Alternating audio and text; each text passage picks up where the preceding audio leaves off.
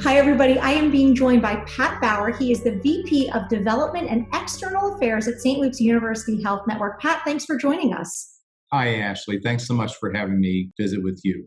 Can you tell me a little bit about St. Luke's response to the COVID-19 pandemic? It's been a really intense and interesting 6 weeks. Tell us how St. Luke's has responded so far. Well, obviously, Ashley, it's been a very, very busy time at the hospital and across our St. Luke's network. And that really started several months ago as we realized that this COVID crisis was going to impact our region. And we watched what was happening in other parts of the country. And our main concern was really two areas. We wanted to make sure that we were ready and prepared to take care of anyone in our region who got sick. So there was a lot of planning around the capacity to make sure we had the number of beds, the right medical equipment, the right personnel. And the other thing that was underway was also to make sure that we kept our employees safe.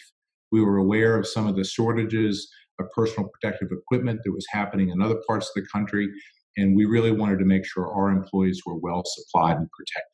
You mentioned those supplies, and so many people through this time in the community have stepped up in a meaningful way, from making masks, delivering food. Tell us a little bit about the efforts that you've seen the community surround St. Luke's with. We have been amazed and really, quite frankly, thrilled at the generosity of our community.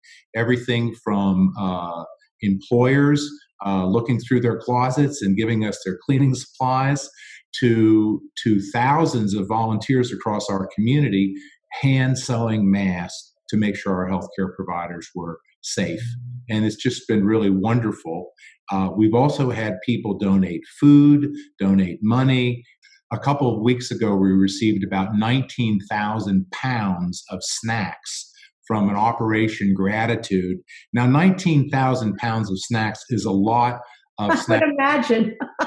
and we realized we could not utilize all of those snacks at St. Luke's. And so what we did was we began to deploy them throughout our community. And I think we distributed them to over 300 different first responder groups across the region. That is so incredible. I'd love to see what 19,000 pounds of snacks looks like, Pat.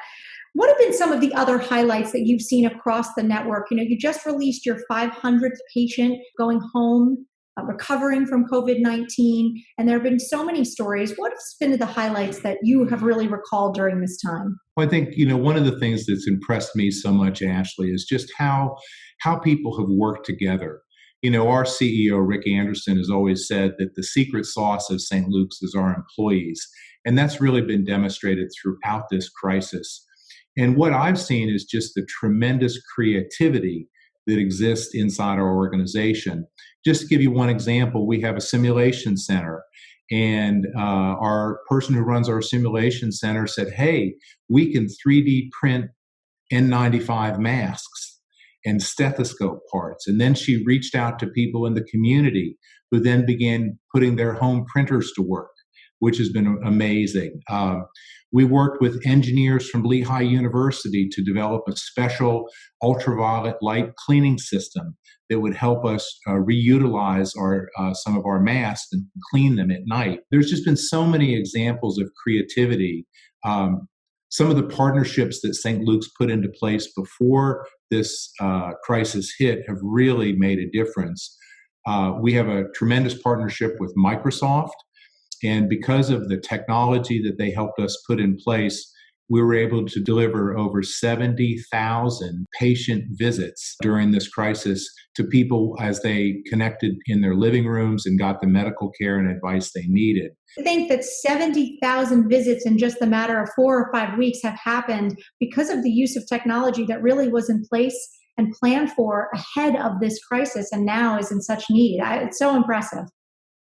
I think, yeah, and it really has been amazing to see. And I think that, one of the things you realize is while the COVID crisis is with us now and will probably be with us in some form or another until there is a vaccine, there are a lot of medical needs that people have. And one of the things we want people to know is that St. Luke's right now is putting plans in place to make sure that when Governor Wolf declares it safe for people to come back out and reopen our economy and reopen our hospitals, we want people to know that we're going to be there, we're going to take care of them, we're going to make sure it's safe for them to get the care.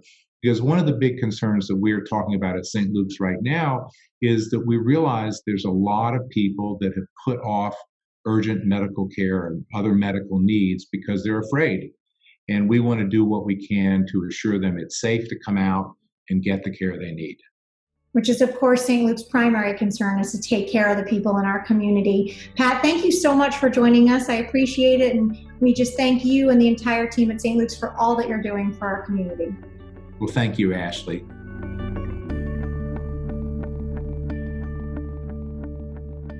Like what you saw? Be sure to subscribe to our channel so you never miss another video. To see more of The Peak TV, check out our website, subscribe to our YouTube channel, and catch us on WFMZ Channel 69.